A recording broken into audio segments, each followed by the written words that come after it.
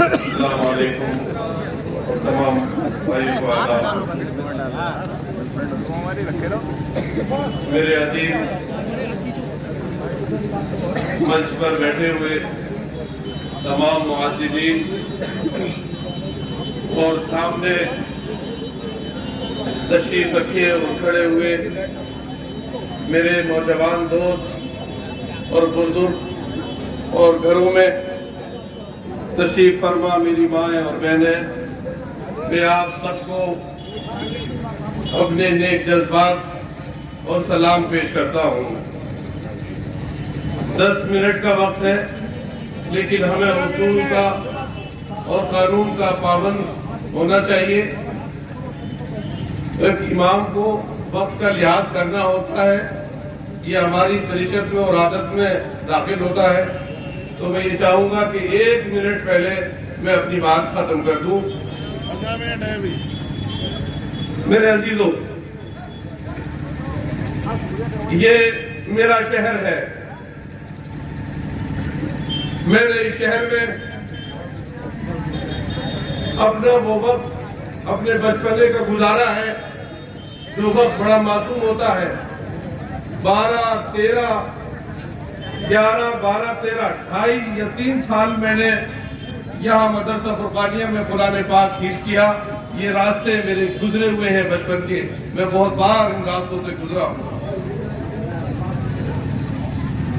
میں رامپور کے گاؤں رضا نگر میں پیدا ہوا۔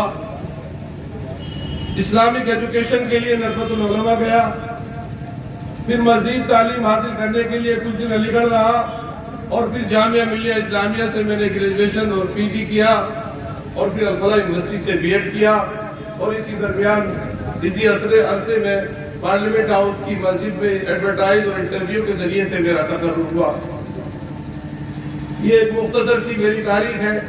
کچھ لوگوں نے یہ بہکاوے کی باتیں کی کہ پیراشوٹ سے بھیجا گیا ہے، تو میں یہ آپ کو بتا دوں کہ میری جڑیں، میرا خاندان، اور میں نے دنیا کی سب سے عظیم کتاب قرآن کریم آپ کے شہر سے سیکھی ہے اور حفظ کیا ہے۔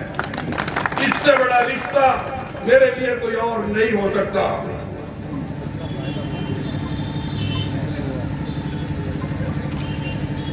ایک مسجد میں رہتا ہوں۔ اے پی جے عبد الکلام صاحب نے بھی میرے پیچھے نماز پڑھی، اس وقت میں بڑا کم عمر تھا، اور انہوں نے احسن خان صاحب سیکریٹری تھے، جا کر کہا تو وہ سمجھ لیتے تھے، ہندی بہت زیادہ اچھے نہیں پاتے تھے، انگلش گفتگو بھی کی۔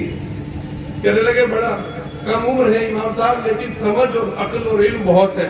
یہ اے پی جے عبد الکلام صاحب کے الفاظ تھے۔ کئی بار پھر انہوں نے پور پر بھی مجھ سے رابطہ قائم کیا اور علمی کچھ احادیث بھی معلوم کی کہ یہ کس حدیث میں ہے، اور یہ ساتھ کچھ چیزیں تھی وہ میں نے ذکر نہیں کرنا تھا، وقت کم ہے۔ ایک وہ تعلق رہا۔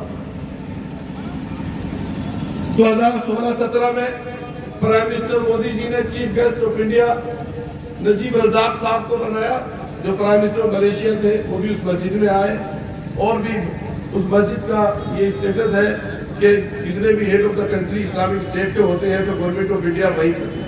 اس مسجد کے کمپاؤنڈ میں فخر الدین علی احمد صاحب کا مزار ہے، قبر ہے، اس مسجد کے نمازی تھے۔ اس مسجد میں ڈاکٹر ذاکر حسین خان صاحب بھی نماز پڑھتے تھے۔ اسی مسجد میں مولانا ابوالکلام آزاد بھی نماز پڑھتے تھے اور پڑھاتے بھی تھے اس نماز کا بھی کمال۔ اور انہوں نے بھی رامپور سے الیکشن لڑا، اور رامپور کی عوام نے ان کو مایوس نہیں کیا۔ یہ عجیب قدرت کا اتفاق ہے کہ آج اسی مسجد میں خدمت کرتے ہوئے میں اپنے ہم وطنوں کے درمیان پارلیمنٹ کے الیکشن اور ان کے حقوق کی لڑائی کے لیے آپ کے سامنے کھڑا ہوا ہوں۔ آپ سب سورہ یاسین پڑھتے ہیں لیکن سمجھتے نہیں۔ اللہ نے اس میں نبی ایک بستی کا ذکر فرمایا ہے کہ ہم نے ایک نبی کو بھیجا، ہم نے دوسرے نبی کو بھیجا، اور پھر ہم نے ان کی عزت کی تیسرے نبی کو بھی بھیجا۔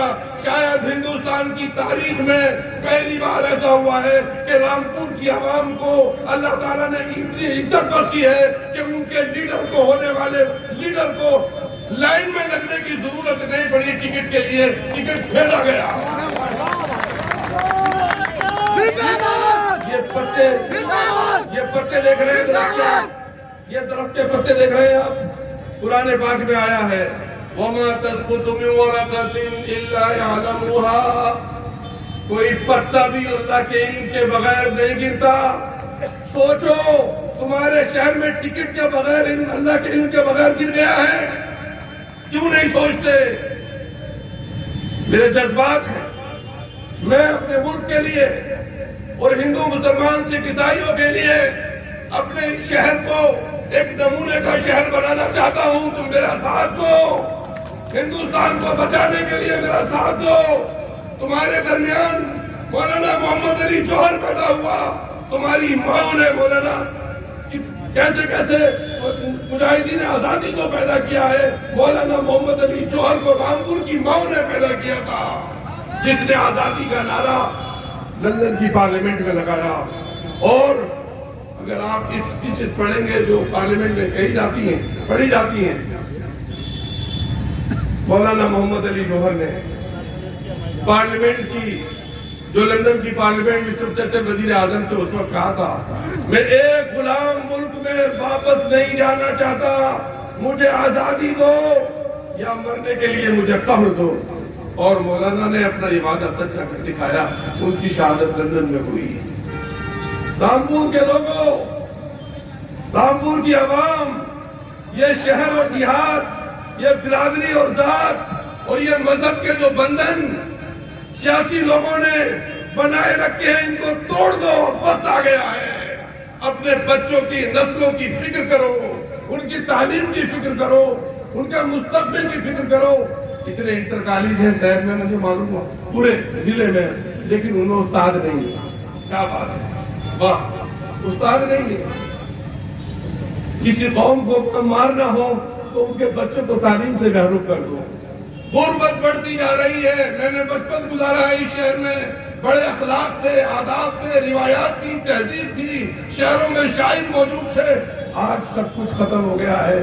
ہمیشہ تناؤ، دباؤ، ڈر، خوف۔ ارے کس سے ڈرتے ہو؟ اللہ کے علاوہ کوئی ڈرنے کی ذات ہے ہی نہیں دنیا میں۔ کس سے ڈرتے ہو؟ تمہیں کون ڈرائے گا؟ تمہیں کوئی مٹا سکتا ہے؟ تمہیں کوئی ڈرا سکتا ہے؟ تم کیوں مایوس ہو؟ مایوس ہونے کی ضرورت نہیں ہے۔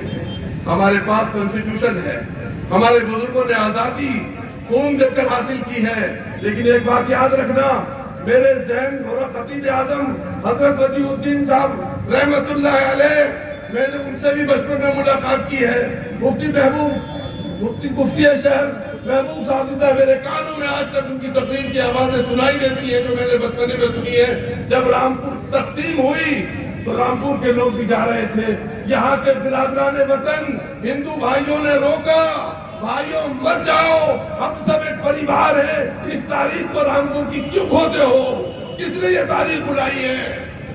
اگر ایسا ہو جاتا تقسیم کے وقت ایک بڑی تعداد یہاں سے چلی جاتی تو شاید رامپور میں جیسے دوسرے شہروں میں ہوتا ہے ویسے یہاں بھی ہوتا۔ لیکن میرے عزیزوں، عزت اور سمان کے ساتھ رہو اور اپنے اس اصول کے، اپنے ان آداب کو مت فراموش کرو جو تمہیں تمہارے نبی نے سکھائے ہیں۔